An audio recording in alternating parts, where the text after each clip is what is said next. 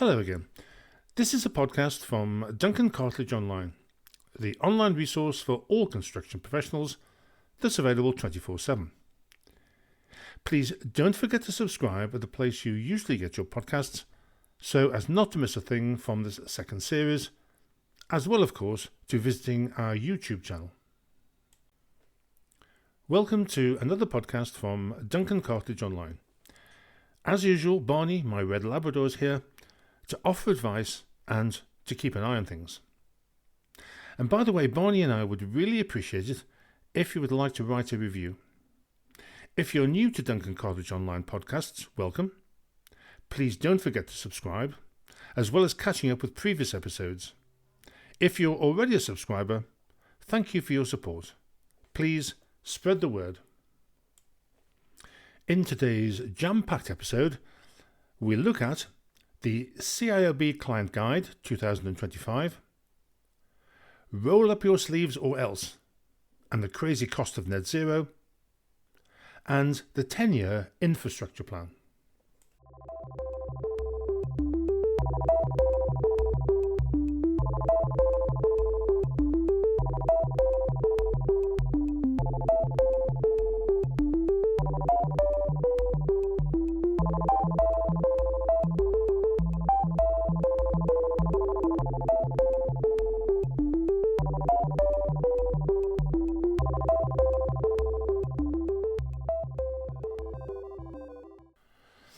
Okay, so we'll kick off with the CIOB Client Guide 2025.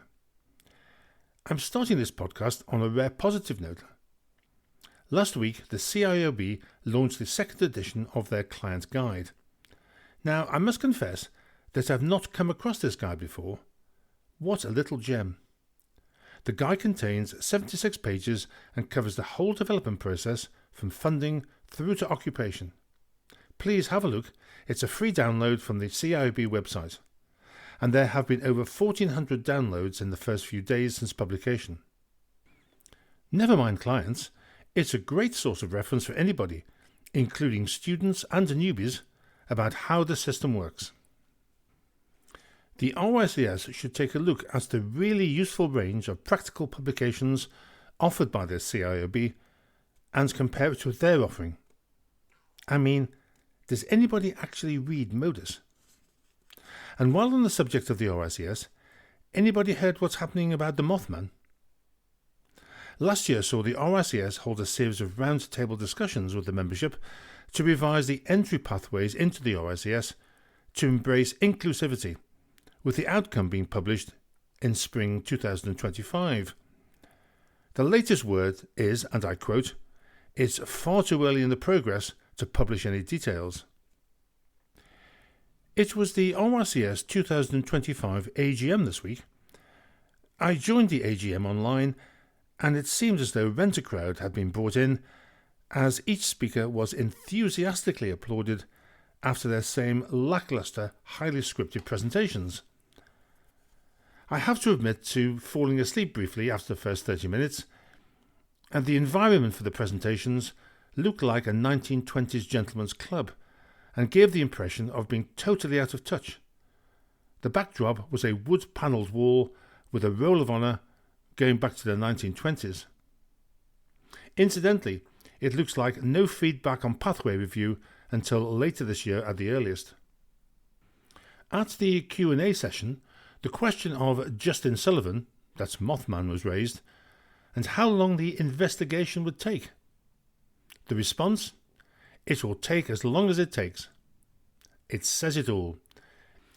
If you want my opinion, it will take until Sullivan's term of office runs out. RICS members deserve better. And now moving on to the latest rallying call from the government. Roll up your sleeves and get on with it, because it's all your fault. Some damning criticism on the state of the UK construction industry recently, when the chief executive of the new Labour PFI Quango, more on PFI later, stated that the industry was not in a fit state to deliver a project of the scale of HS2. Well, that's all very well for him to say, but the industry is trying to deal with a whole lot of problems, including skills shortages at crisis level. We have so-called tradespeople with little or no experience, and apprenticeship recruitment hasn't bounced back. It's obvious that Gen Z is not being attracted into the trades, with the result that labour costs are rising. When asked to select words to describe construction jobs in a CIOB survey, overly physical and dangerous were among the top 3 answers. The CITB and Oxford Economics looked into their collective crystal balls and released its Labour Market Intelligence Report 2025 to 2009 this week. Overall, the report was surprisingly upbeat, predicting growth over the period, despite detailing that 63,700 workers left the industry in 2024 against the need of 47,000 workers per year over the next 5 years. Lots of words being published about something must be done, but we seem to be going round in circles, as demonstrated by a recent article in Building calling for a return to back to basics, whatever that means. But it's good news for the professions, with civil engineers, surveyors and construction project managers in high demand. Then we have an increase in red tape and regulatory uncertainty. There are some pretty damning stats from the Building Safety Regulator this week, with barely 10% of Gateway 2 submissions being approved. Post-Grenfell building safety legislation was of course entirely necessary, but it has become a logistical nightmare for many trying to stay compliant. But here's breaking news just in on delays in planning approvals by the Building Safety Regulator. Don't worry, the House of Lords Industry and Regulators Committee has launched an inquiry amid calls to move the regulator away from the HSE. No quick fix, however, although evidence will be submitted until the 31st of August. Incidentally, the head of the Building Safety Regulator just announced that he is stepping down. That's the second one in 2 years. The system looks well and truly broken. Fancy his job? Applications on a small postcard, please, to add to the above soaring material and operational costs, with prices for timber, insulation, concrete, fuel and insurance still rising, resulting in paper-thin margins, especially for small and medium-sized enterprises who can't pass on increased costs. And despite a number of government name and shame initiatives, late payments and poor practice are still one of the biggest issues in construction, with subcontractors waiting 60 to 90 days or more to be paid, while still having to cover wages, suppliers, tax, VAT, etc. There's a lack of long-term vision, with infrastructure promises that are made and then cut, HS2 scaled back, implausible housing targets. Let's just get on with it.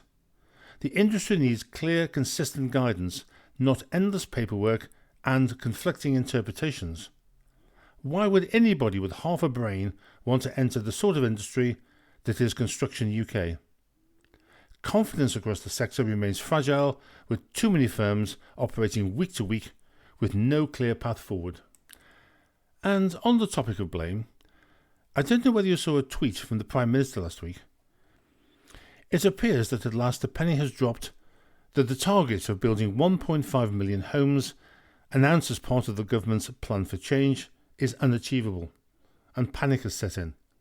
The tweet said, and I paraphrase, "It's all house builders' fault for not meeting their targets as they had promised to build houses and they're not doing it. Roll up your sleeves and get on with it, otherwise we will slap you with a penalty." All of which seems to guarantee to get the construction industry on your side. As Manuel used to say in Fawlty Towers, I say nothing. The announcement followed the publication of 2 major government initiatives, placing the responsibility to deliver 1.5 million homes on the industry. The system will require house builders to set delivery timeframes prior to getting planning permission, and produce annual reports against these timeframes. If house builders fall behind without reasonable justification, no definition of what that is, they will be penalised with a new delayed homes penalty at a yet unspecified level. At least one outraged SME builder has posted a YouTube video expressing his outrage at the proposal. And while on the subject of unachievable targets, let's move on to achieving net zero in construction by 2050. Now, I don't want this podcast to sound like a political rant, and I do acknowledge that the rate at which the construction industry pumps carbon emissions into the atmosphere needs to be reduced. However, figures from Future Homes Hub in June 2025 estimate that attempting to reach the government's net zero targets in housing equates to a 4 to 8% increase in building costs for a typical house, and an additional cost of approximately £5,600 compared to houses built to the 2021 standard.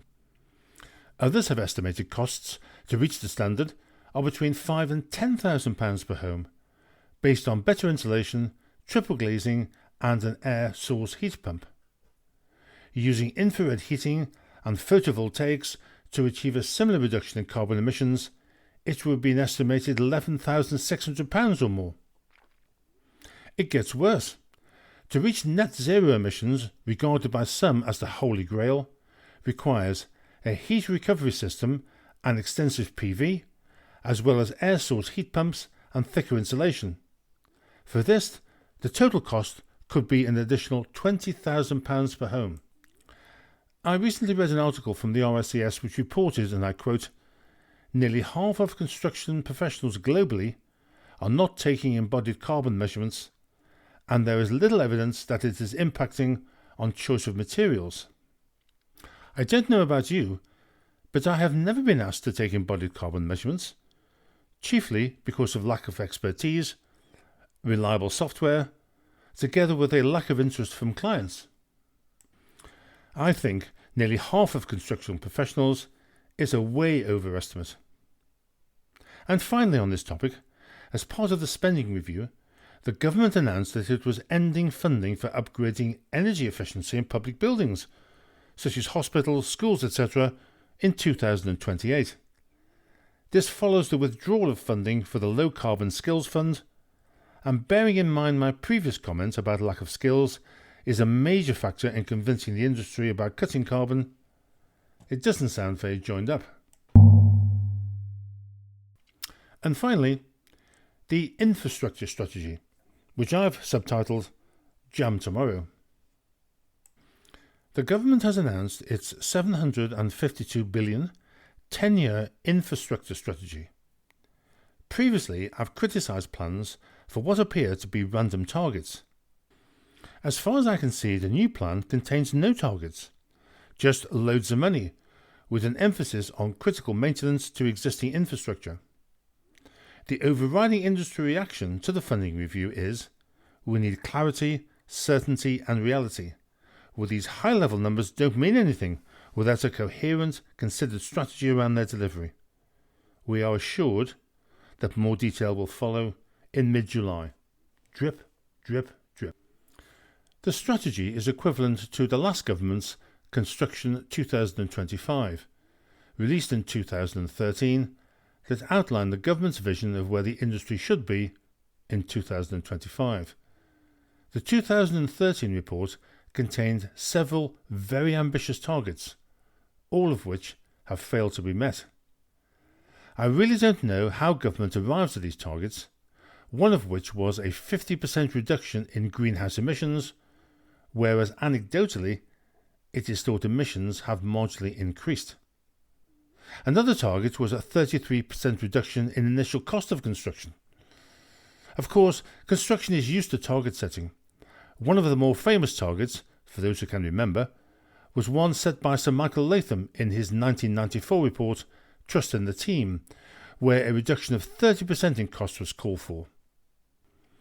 Now, Latham's background was as an ecclesiastical scholar, and it was rumoured to have adopted a 30% in reduction in costs from the Crine Report, or Cost Reduction in a New Era Report, recommendations into practices in North Sea oil and gas industries.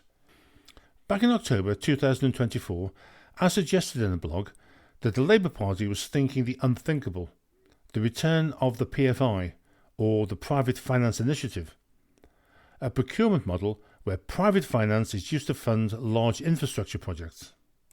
One thing is for sure, if the government wishes to apply son of PFI to healthcare, new hospitals, etc., they will have a very hard job trying to get it past the unions like the BMA.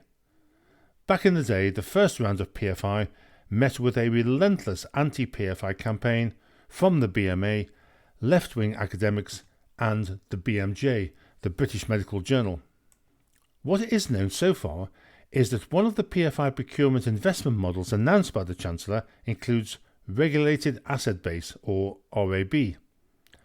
RAB forms a part of many procurement models around the world, including the UK, where it has been used as a method of financing major infrastructure projects, particularly in the energy and water sectors. This model allows private investors to recover costs and earn a regulated return over the asset's lifetime. It provides a framework for calculating the value of the assets used in regulated services, that's to say services that are checked and controlled by a governing authority or watchdog to make sure that they meet certain requirements, standards, while protecting consumers from excessive costs. But it's not all good news, and the potential drawbacks of RAB are that consumers may bear some of the construction costs of the project from the outset, and there may be a risk of cost overruns, which could be passed on to consumers, although in some cases the government guarantees to cover additional costs above a predetermined figure. Well, that's all for this episode. I hope that you found this interesting, and thank you for listening to the end, and indeed to Season 2. Barney and me admire your stamina. This has been a podcast from Duncan Cartlidge Online. Barney and I would really appreciate it if you were to spread the word, subscribe, and if you have time, write a review. Barney and I are getting ready for our holidays. In fact, Barney has already packed his swimmies. The final podcast of Season 2 in a few weeks will be a retrospective of the season, and we'll be back with Season 3 in late August or early September. Thanks for listening, and take care.